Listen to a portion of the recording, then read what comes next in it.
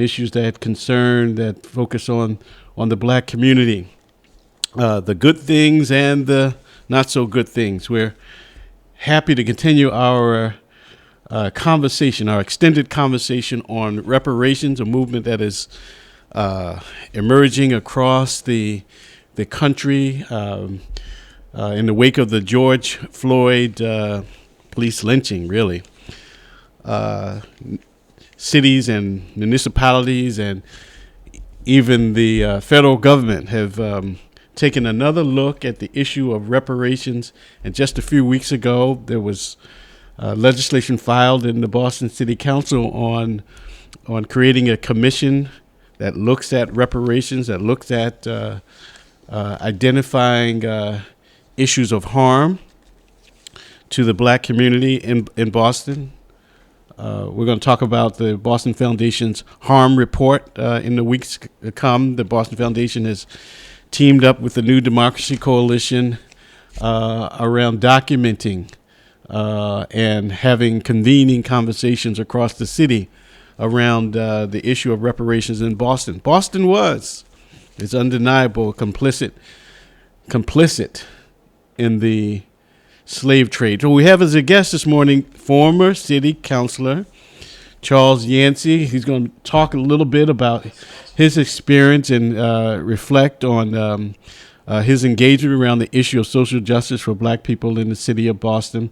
We're going to have him on the first part of the show, and then on the second part of the hour, we're going to focus on some local politics, just get some updates.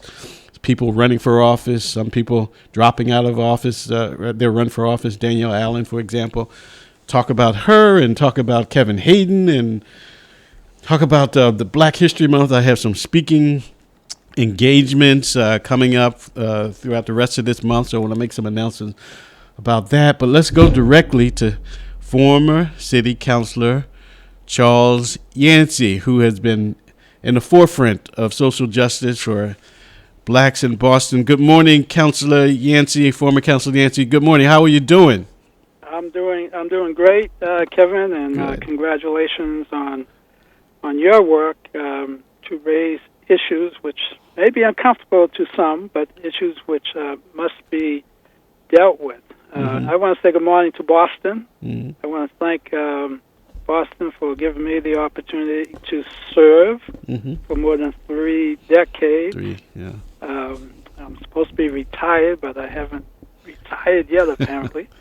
But I'm really happy to encourage you and others who are serious about dealing with the issue of human rights and justice in the city of Boston, which, if successful, will have an impact on justice and human rights throughout the Commonwealth, throughout the United States of America, and internationally. Yes. You mentioned some of my early pieces of legislation, which led to the divestment of more than $12.5 million.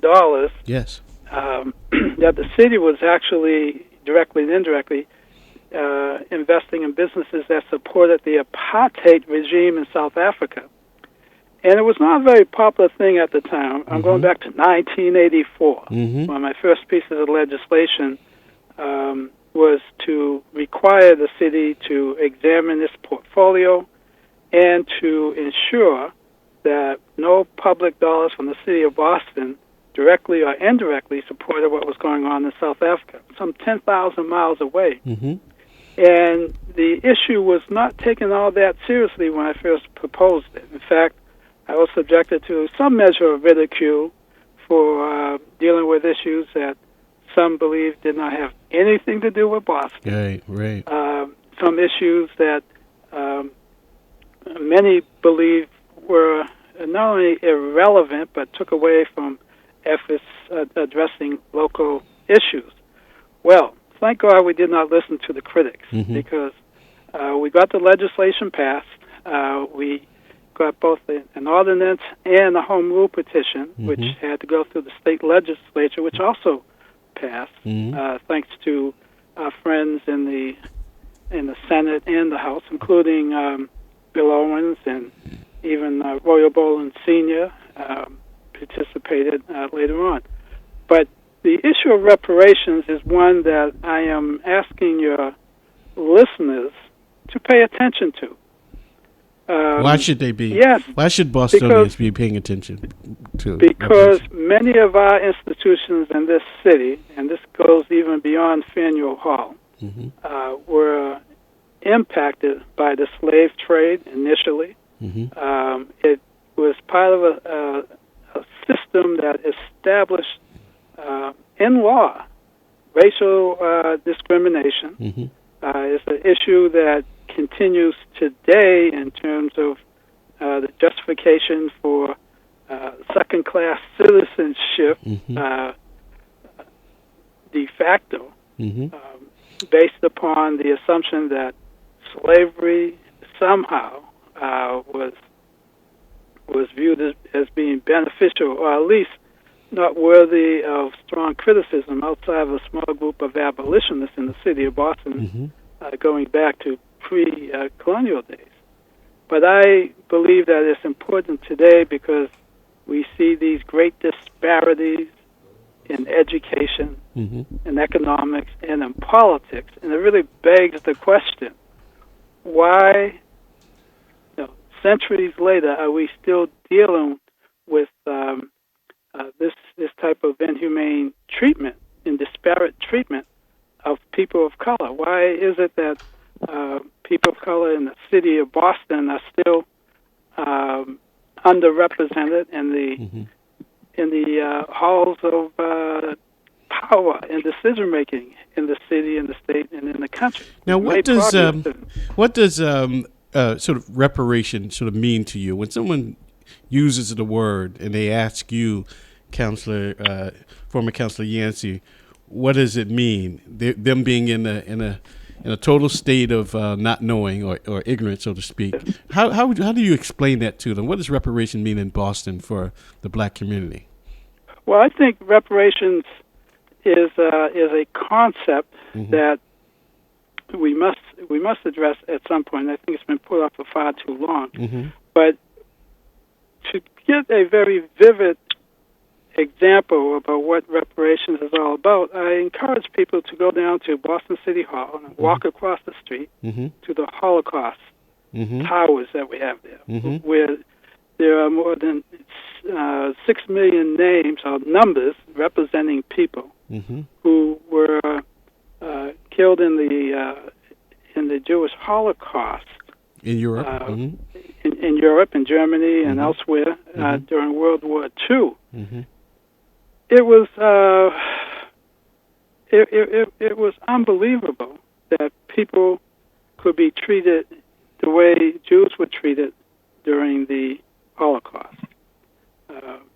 Was the transatlantic slave trade a form of Holocaust? You don't want to sort of piggyback on that word, but it was a systematic systematic oppression and in some ways annihilation of black people over centuries. Would you term it put it in a category as such?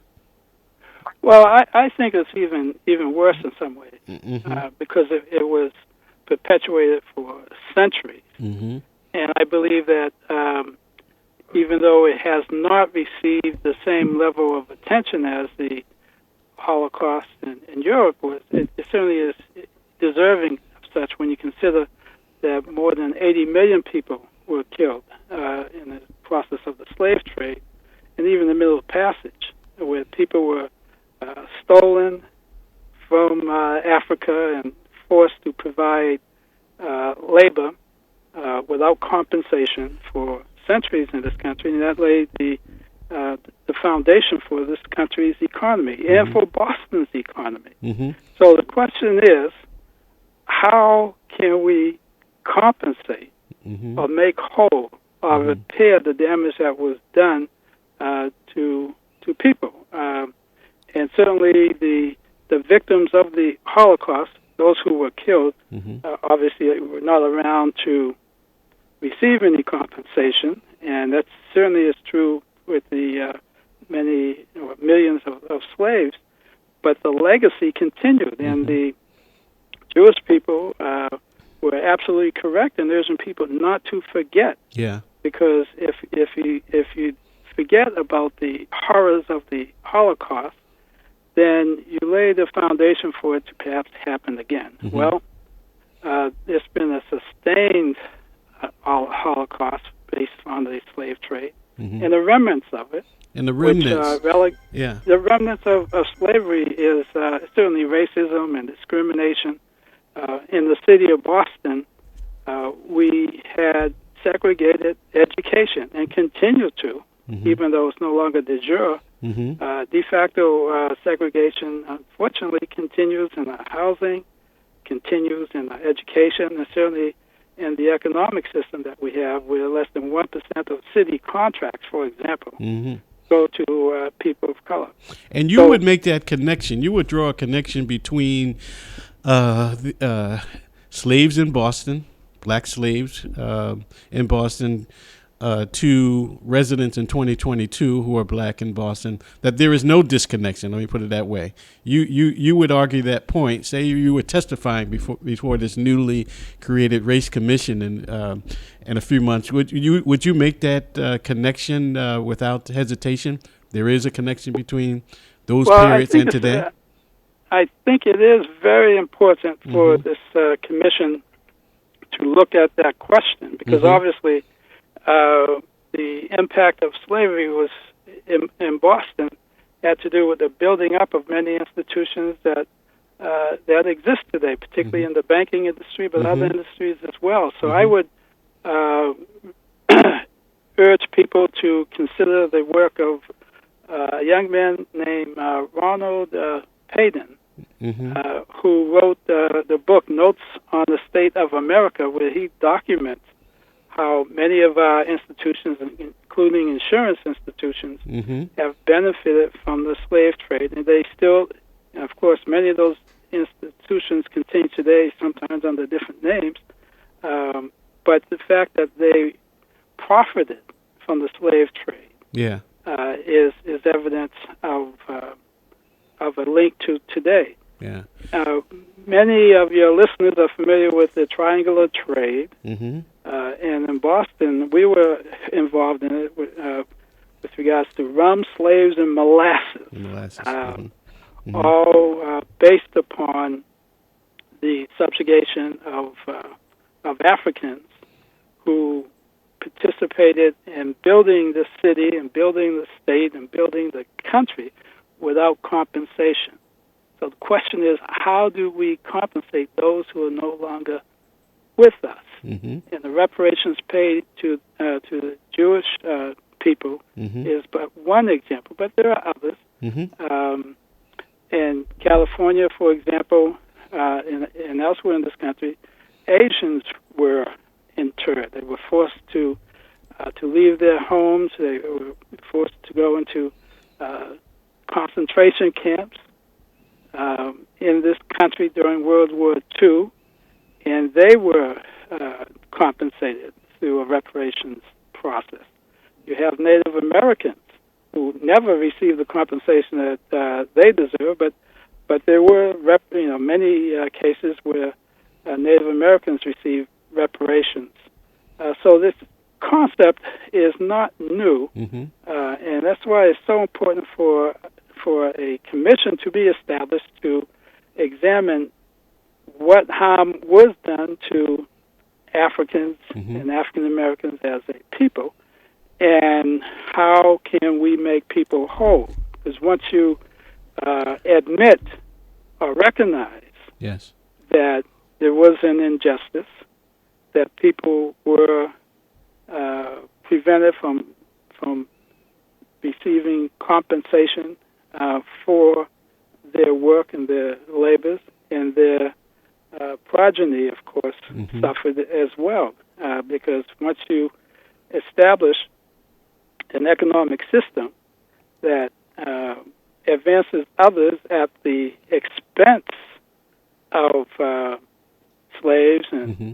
and the children and grandchildren and great-great-grandchildren of slaves, then you have a situation where you perpetuate this class of people of color. This is by Politics and Grit with Kevin Peterson, Aziza Robinson. Good night. We're talking about reparations with former City Councilor Charles Yancey. For 3 decades, he was on the City Council advocating for justice, social justice for everyone, but with a particular focus around blacks. He's on the show just for a few more moments. I'm going to take a call from Jamal Crawford, and then I had just a couple more questions for you, Councilor Yancey, before I know you have to go, and you promised to come back I will some definitely point. come back, and I just want to make this point before we hear from Jamal. Yes. We in the city of Boston have more power than we know because we happen to have an outsized presence in the national and international media. I mean, when I traveled to Ghana a couple of times, Boston was well known, and the Gundy Takoradi, which is a twin city, but also in other areas of the continent, and particularly in South Africa. One of the reasons Nelson Mandela paid us a visit in the early 1990s, shortly after his release, was because that South African divestment legislation that we got passed in the city council and signed by the mayor, and later signed by the House of Representatives and state senate and governor of the Commonwealth. We had an impact, and the impact was not only what the city of Boston's economy represented, but the fact that we could provide leadership to the rest of the country. And for some reason, for good or ill, people around the country watch what happens in Boston, and sometimes they follow suit. Again, sometimes a good example, other times a very bad example. Boston Praise Radio. Let's go to Jamal. Jamal, your quick comment or questions. We have limited time with Councilor Yancey. What say you, Jamal? Good morning. Good morning. I was going to build on the whole reparations thing, but first of all, it is definitely a Holocaust. In the African community, we call it the MAFA, M-A-A-F-A, which means the great tragedy or the great loss. It's a great loss of human life. As Councilor Yancey puts forth, it is to be noted, no one wants to do the compare and a boo-boo game, right? But, when you look at the Jewish Holocaust and when you look at, the African Holocaust, ours just happened for a longer period of time and affected a larger number of people. That's not, complaining. That's just a fact, right? Yeah. And in terms of why they're not recognized the same, well, we can go to the Broadway tune from Annie. They get kisses and we get kicks because while every other group, their pain is at least acknowledged on some level and heard, as the Jewish community has adopted the slogan "Never forget." But for blacks, it's what are you guys bringing that up for? Like we're told to forget, right? Like and almost like we're whining and crying if we bring it up. The last point on that is, one of my elders, may he rest in peace, Steve Coakley, who was big on secret society, conspiracy theories, he always used to say, name the names. A lot of times we do the they. Well, they trying to oppress us. Well, who's the they, man? And so he was a master of finding the people in these various avenues of what we're talking about. Now, when it comes to reparations here in Boston, we need to be very specific. So we're talking about the Bank of Boston, which became Fleet Bank and is now Bank of America. We're talking about John Hancock Insurance because if you got a ship and you got some slaves, you need some insurance, right? You got the Hancock Tower downtown, right? Right. Exactly. So, and this is not for nothing. This is, to me, while I have been not such a staunch advocate of the whole Faneuil thing, because to me, we have such bigger culprits and players in this city that Faneuil was, to me, a small-time player compared to these other cats who was getting gazillions of dollars back then. And so I think we should widen our scope and our targets and not let them off the hook by doing their little galas and their little mamby-pamby Martin Luther King celebrations, and they think that's it, right? When their corporate boardrooms are as white as the cream and the sugar that they got for their coffee. So what we have to do, I think, is hone down and have a very we need a reparations agenda. So let's link on that. And the last thing, Councilor Yancey mentioned that book by Ron, which is a very good book. That brother was in Boston for a while, and he was pushing that book hard. It's a good book.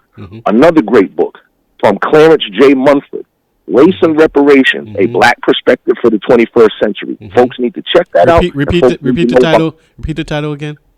Race and Reparations by Clarence J. Munford, a Black Perspective for the 21st Century. Very nice. And folks need to know about NCOBRA, and folks need to know about RNA, the Republic of New Africa. So, thank you, Jamal. I've got a few more minutes with Councilor Yancey. Jamal mentioned Peter Faneuil Hall. Actually, he was the richest.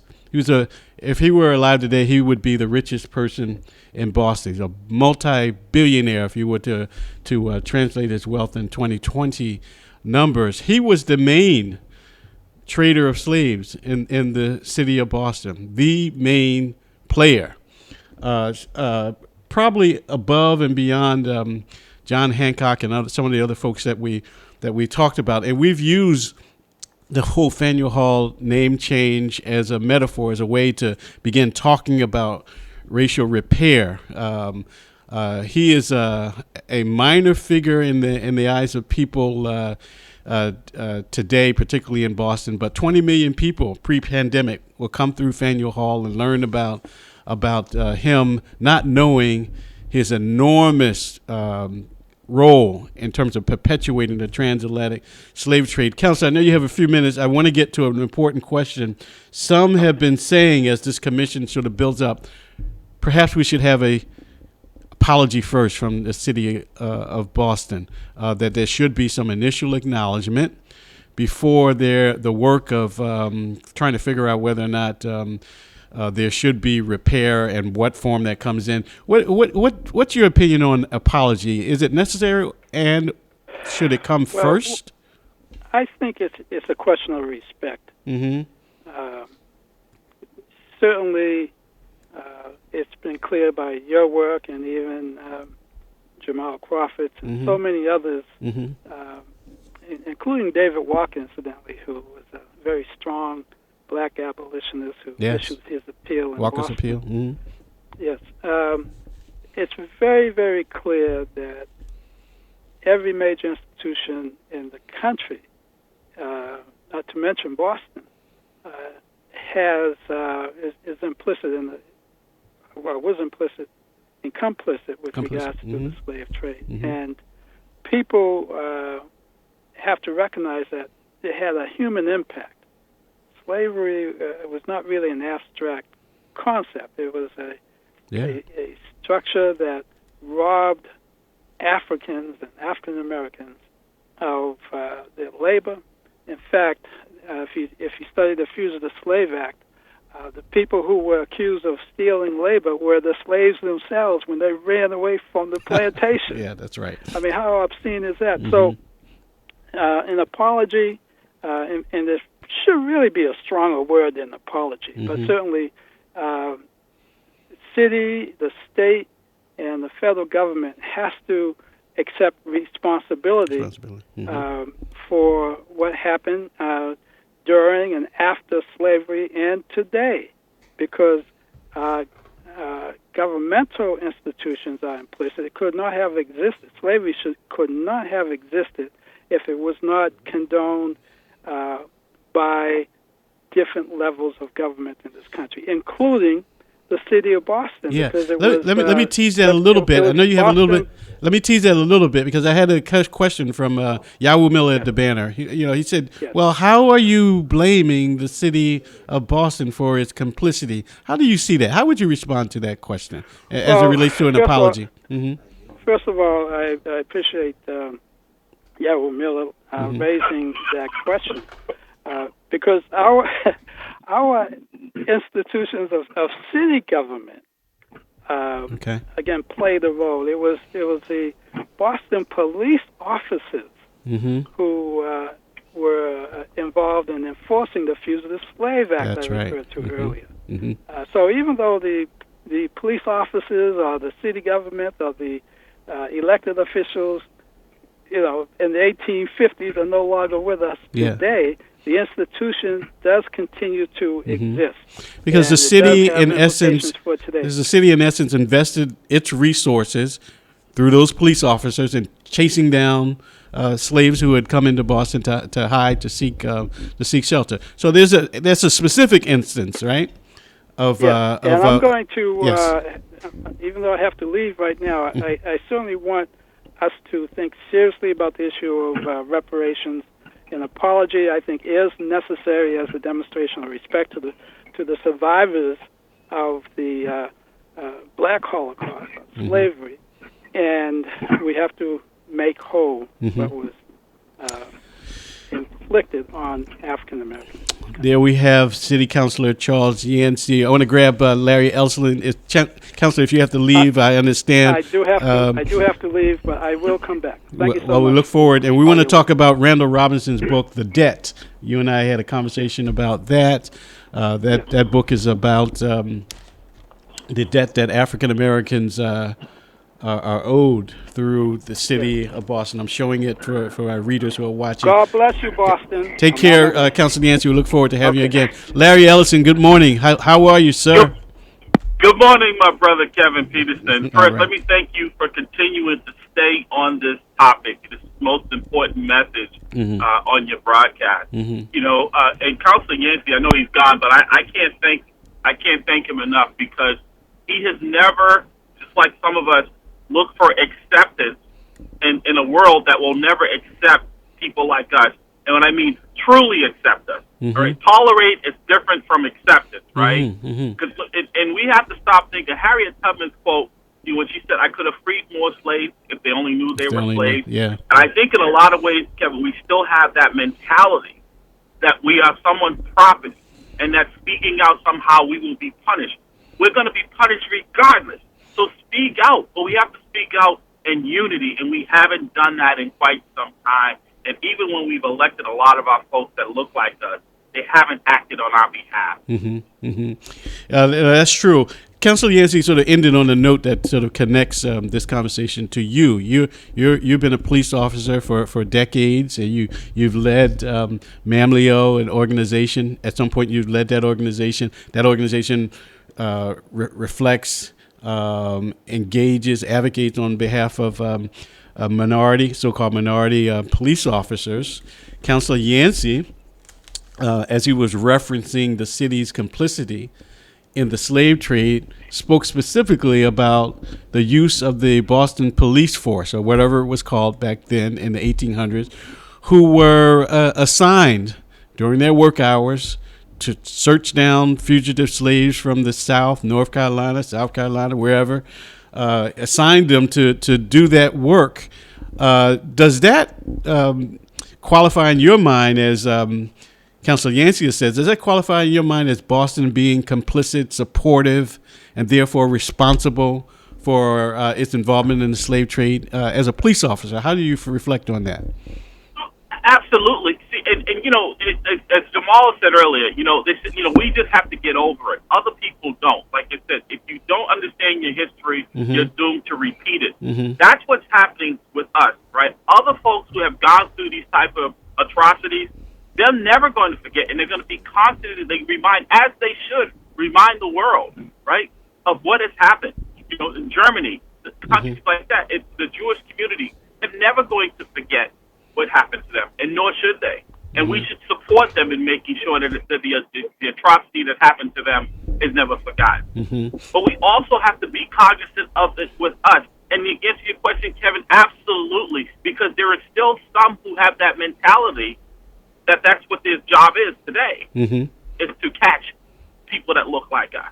Yeah, and it doesn't. What's coming to my mind is that it is. Let me get your response to it. Stop and frisk, or the activity of police officers sort of disproportionately targeting black males in the city. There was an ACLU report a few years ago that says that this is commonplace, that police in Boston sort of target black men. How different might that be from the police apparatus back in the 1800s, targeting black people, thinking that they were somehow suspicious, the runaway slaves, not quite of citizenship status? Is that a stretch? In my mind, I wonder. No, when people have a. Go ahead. no phrase for DWB, driving while black, Driving while right? black, Or yeah. walking while black, right? So it's just the modern 21st century version of the same attitude, right? I mean, if you look at just the trial that's going on now with the family and the individual that murdered Aubrey, right? Yeah, yes. And the language and stuff, the text messages, right, that they would consult with their friends, right? None of them were pushing back on them, saying, "Hey, you shouldn't refer to people in that way." The vitriol in this country toward people who look differently, and stand up for their rights, right? We're seeing it in real time, but we're not treating it with the sense of urgency that it needs to. People like yourself, or Pastor Wall, Charles Yancey, Jamal, myself, but a lot of us are just watching it happen and waiting for someone else to fix it. They're not fixing it. The Republicans have decided they're going to declare war. I was watching a woman last night, twice already in Texas. Her ballot has been rejected. Yes. The mail-in ballot. And so that's only going. So they've already have a pretty aggressive agenda. The Republicans said if they get back into power, and that power is to make sure that we have none. And shame on us. I mean, like I said, get over it. How do you get over it, Kevin? If you start the marathon race, as I said before, yes, you start in Hopkinton and they get to start down in Kenmore Square, right? So they're saying, well, why should I pay for the sins of my ancestors? Well, we had to pay for the sins of their ancestors, and we're continuing to this day because that generational wealth. That's why John Hancock's name is still out there, because of the wealth, and Faneuil Hall's name is still on that building. Because if that stayed in his family, look how wealthy, like I said, they would be, and may still be, have some affiliation just because of their lineage. Right? There was no wealth built from the people who were slaves. That's right. That's right. But they were property. Yeah, and we continue. We're certainly elated in some respects in terms of the creation of this committee. But one of the things that some of us we activists harp on is the necessity of an acknowledgement first, the apology. I definitely want to have you on the show for a more extensive conversation, but I wonder what your thoughts might be around this issue of apology. Should the city of Boston, the city council, the mayor of Boston, issue first an acknowledgement by way of an apology to black residents across the city? How do you feel about that? Is it necessary? Well, here's the thing, Jeff. It has to come with some type of solution and resolution to fix the problem. Yes. Because we've seen apologies, and it hasn't bettered our situation, right? And now, like you said, symbolic. Like I everywhere I look, every billboard or whatnot has Black History Month. Yes. And then at the end of the 28 days, it's like it never existed. So I'm not looking for symbolism in an apology unless it contains real substantive changes. That's right. Like I like now, I see a lot of committees and organizations being formed in the city, but I've seen that before. So I'm skeptical that it's just more smoke and mirrors, right? Because I tell people, look at the funding, as Charles Yancey always said, right? How well is it funded? Even with this, the OPAC, right?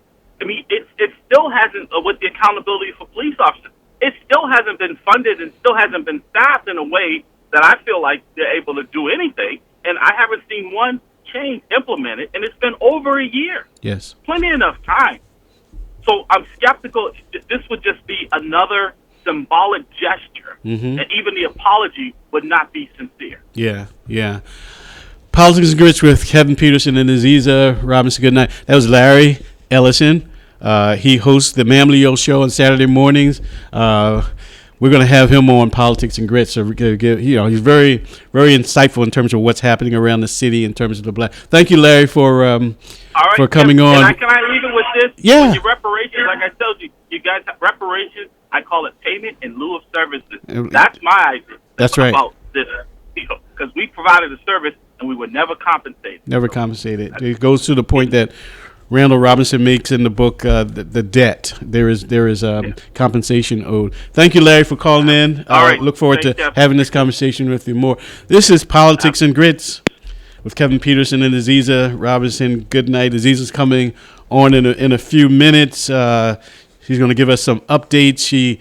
Aziza is the director of the Boston Reparations Project. She's working closely with the Boston Foundation, the NAACP, and the City Council, and organizing a response to systematic structural racism against blacks.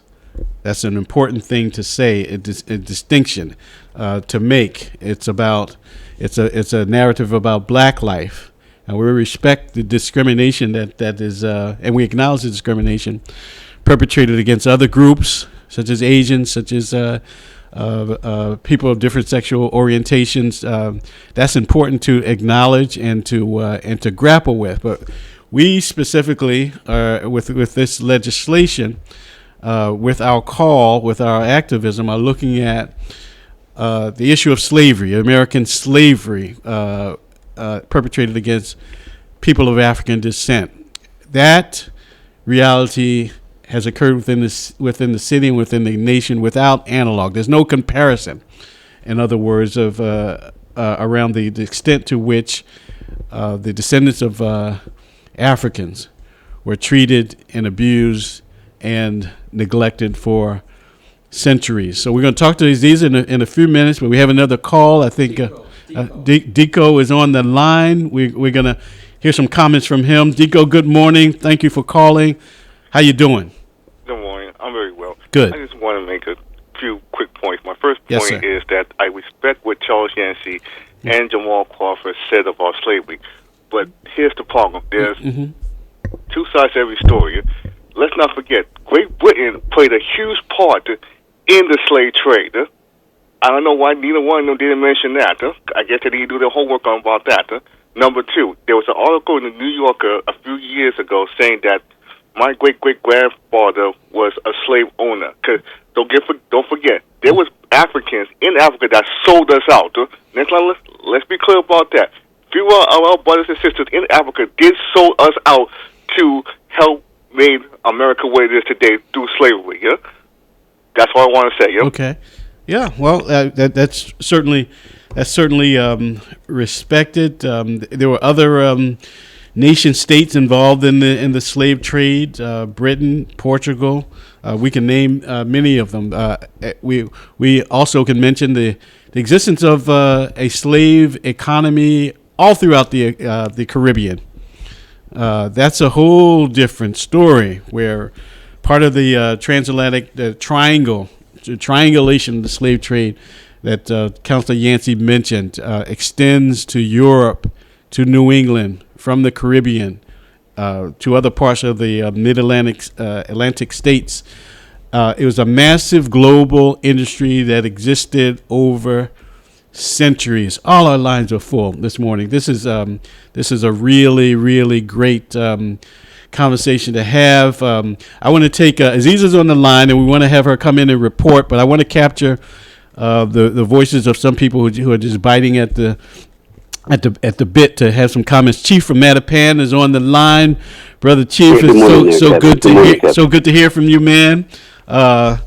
Great subject, great guest, and great show as always. Thank you. What do you think? What are you thinking? What's on your mind? Mm-hmm. Well, this is what I'm thinking, Kevin. We've been watching the pushback to what they call critical race theory across the nation for the past year or two. CRT, yes. And really, what this is to me is pushback on the reparations conversation. Mm-hmm. We're saying we have to have honesty, we have to maybe apologies, but really it's about being honest about what happened, okay, and being accountable and so on. And if we can't do that, then we can't go to the next stage. And I believe that's what the pushback to critical race theory is, and that's why it's so popular and supported. You'll see it on every single major news organization. I'm talking about the pushback to CRT. Yeah. The reparations fine and normal. Yeah, there's so much misinformation out there, Kevin, with this FDA. I don't know if you've heard about it, and the xenophobia rising in black communities. That we're very, very vulnerable at this time. So the reparations goal is good and big, but it's being attacked by every corner. Why? Oh, I think it's obvious, Kevin. People don't want to pay up, and people don't want to be accountable. It's painful for certain Americans. And they'd rather not have to deal with these issues. You know, when you've hurt somebody or you owe something. they don't want to have to deal with that. But this is the healthy path for everyone going forward, is this truth and reconciliation and move to repair and reparation. It's what I just want people to be aware that's what the CRT fight is about. That's what the whole pushback is about. They realize, and when I say they, are people that are trying to crush this conversation, they realize that this conversation leads to clear reparation discussion. The critical, you say CRT stands for critical race theory, and it is a practice of looking at historically our history, looking at the practices of this country from a critical lens of race, particularly Africans and African Americans, I should say, Black people, and providing a critique of it, so to speak, and then talking towards reparations. Let me catch you. If you can't be critical, Kevin, then you can't be better. You can't get better if you're not able to be critical, if you're not willing to have some self-criticism. And so that's really what America needs, and, America doesn't really like that. And if you're not being critical, you're practicing some dishonesty in terms of your history, right? You're lying, and you're robbing the culture, Black people in particular, of their history by trying to say that it doesn't really exist or it's not important. That's a form of theft, cultural theft. Wouldn't you agree? And so it's the failure to have the bravery to be self-critical is really what America, and we've heard about it. We've heard a previous AG under Obama say America's kind of coward nation or something like that. This is what they're talking about. Chief, the failure to really face who you are. Chief, I'm asking this question. Chief, as we leave, if we end this call, Chief, I'm asking this question to you, and then Aziza is going to transition in. How do we get white people to buy into this process? I'm going to tell you, Kevin, and it's not going to be popular. It's just like when you have a kid that's not doing what you want them to do. You need to show them love and empathy. Sorry for the dog. That's the answer. Yeah. Politics and Grits, Kevin Peterson and Aziza Robinson. Good night. Good morning, Aziza. How are you doing? Good morning, Kevin. How are you? I'm doing all right. Director of the Boston Reparations Project.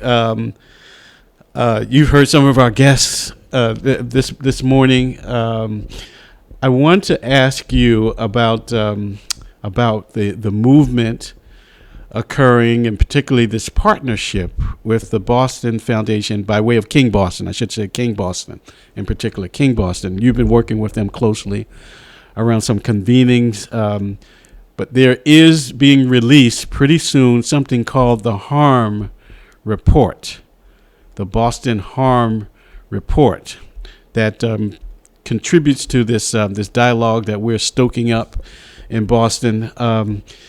As you're involved with King Boston in this report, could you give us a little insight of what we should be anticipating from this? I think there may have been a conversation yesterday afternoon, internal one, about this harm report as it relates to Black people in this city. What can you tell us about this activity and what we should expect? One, the harm report is a extremely critical tool for us to get in reparations. And COBRA released a harm report in the fall, which is a national harm report around how racism affects us on all levels. Affects us on emotionally, physically, financially, generationally. So having this specific harm report for Boston is a tool to allow us to move forward and really have the evidence of why it's important for us to have not only reparations, but like Chief said, critical race theory, but also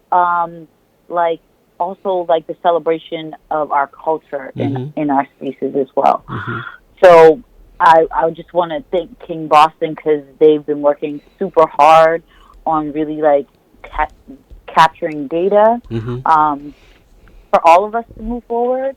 And one of the things that we have partnered with them in pushing this harm report and pushing the work that we're doing collectively is what we're calling the Boston Reparations Lab. And it's a space. The Boston Reparations Lab. Yes. Okay. So define that for us. That sounds intriguing. Okay, so it's a partnership between King Boston, the New Democracy Coalition, and the Black Math Coalition, and it's being launched and powered by the Design Studio for Social Intervention. And it features an introduction to the Boston Harm Report. So the Harm Report will be introduced in this first one. Performances by local Boston artists, because we know art is imperative for healing, and understanding, and communication. And hands-on workshops, including yoga, mending and repair, nourishment is healing, and others. There's also a discussion on reparations as a tool for transformative justice. This is a community engagement session that touches people on different levels. It's a Black identifying space, so as much as we love our allies, this space is for people who identify as Black, whatever that means to you. The flyers are going out in multiple different languages. We do not want to exclude anybody that speaks another language that identifies as Black, but we just want it to be a safe space for us to even heal internally amongst ourselves and figure out what reparations means to us. Tricky question, because around what you just said, and I got a couple other questions about this lab and this activity. There are some people out in perhaps in our community, but across the nation, who are white, who identify as Black. They invested themselves in the Black community. They may have married into the Black community. Are people like that who are so-called biologically white, have white phenotype, have white skin, however we describe white people, are they, and I don't say this in jest, and I'm not trying to be provocative, I'm just interested. Has the group talked about that potential reality of a white person opting into this discussion and wanting to be taken seriously in terms of their engagement? Yeah, we have. We do have individuals on the team that are white that we've talked through this with, and if we're not limiting to what people identify, but we do have the tools to have a space for individuals that might not be, Black. Because we want to be intentional and conscious about the population that we are serving, the population that we are, we all know that sometimes it's easier for you to talk amongst your family. Sure. And so we want to go into this intentionally understanding that there's a lot of harm that has been done, and we do not want to be re-traumatizing people, because, when we talk about reparations, race is a critical factor. And when you talk about, within the context of these convenings within this lab, you're talking about it being a decidedly Black space. So, and by that, I'm trying to tease out whether or not this discussion of diversity, which is a broader discussion, which talks about maybe discrimination in the history of Asians in Boston, or the discrimination against people of different sexual orientations. You're talking about something more distinct and something more focused in terms of the Black experience. Is that correct in terms of me describing it? Yes, because the harm was done to Black people, and so we've always had spaces where it's inclusive and includes everybody, and we've lost all of our fights and diluted our message along the way. Like, why are we still fighting for voting rights? Doesn't make sense. It doesn't. This is Politics and Grits with Kevin Peterson, Aziza Robinson. Good night. She's the co-host. She parachutes in every once in a while to give us a wisdom, give us updates, not only about reparations, but about what's happening across the city and across the country. She is emerging and taking a firm and very clear leadership role in this city around reparations. Aziz, is apology necessary? I'm asking people this morning. Do we need an apology from city government, the mayor, the city council, before we move forward. Larry Ellison said, well, it might be a little more symbolic than it is anything. I don't think he rejected it completely, but Larry admonished us to keep our eyes on the prize in terms of payment in lieu of services. But is this issue around apology central, core to pursuing reparations in the city of Boston? And if so, why? Why do you think? I believe in the apology. But the payment in lieu of service, like Larry said, is central. Like, that's central. Symbolism, we've had too much symbolism. Like, yes, we're done with now Juneteenth is a national holiday. But no, like, what does that mean? Like, when you think about people like Dr. Claude Anderson, like, he really puts an emphasis on, we need to not see this as something that we're talking about that is just nice, but it's a necessity. So the apology is a necessity, but also with that apology, the payment in lieu of services, you're just saying, I acknowledge your invoice. Yes. It's a debatable issue. I know in Evanston, Illinois, where there is a reparation process in place where the reparations are focused around housing and land ownership or property ownership. There was a process where there was an official acknowledgement of that city's complicity in the slave trade. We look at Charleston, South Carolina. We look at Asheville. We're going to have representatives from those cities on this show in the coming months.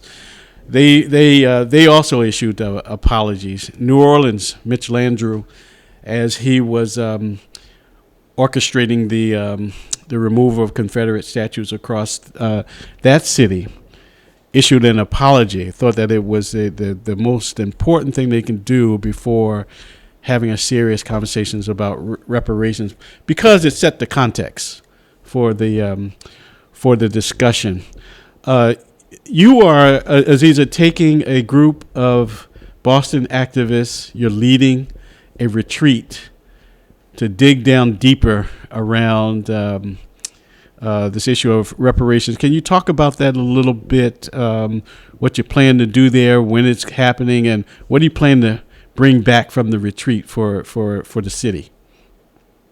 Yeah, so it's a group of 20 organizers from all different sectors, and we're getting together for 3 days to, one, raise the consciousness amongst ourselves first around where we're at, where we're going, where we're at as a city, where we're as a state, where we're as a nation, but also to flush out and complete our 90-day planning document so that we can launch our spring and summer campaigns as an ecosystem. And also just like building that ecosystem. Like, there are individuals that work on the ground and do this work in different sectors, in youth work, in farming, in tech, that really have an interest but are not being pulled together as a whole. So it's designed to really build an ecosystem, and people can identify where their place is in this work so that we can do it together, just like a little beehive. It's Politics and Grits. Kevin Peterson, Aziza Robinson Goodnight. That's Aziza Robinson Goodnight speaking, y'all. Leading this retreat in March, activists from across the city. We come to the end of the hour. It goes so quickly. Upcoming guests, we're going to continue this conversation, this convening on the radio on Thursday morning about reparations. Upcoming guests, Ben Crump's coming on Boston Praise Radio. Politics and Grit attorney Ben Crump will be on sometime in March. Tarana Burke, some folks may know Tarana Burke is the founder of the Me Too movement. She has a new book out, Unbound, that talks about her development around liberation for women. Thank you for coming, listening. We'll be back next Thursday. Politics and Grits with Kevin Peterson and Aziza Robinson. Good night. Have a great day. p.m. on Sunday. We will be off of the FM signal until tomorrow. We will still be on the internet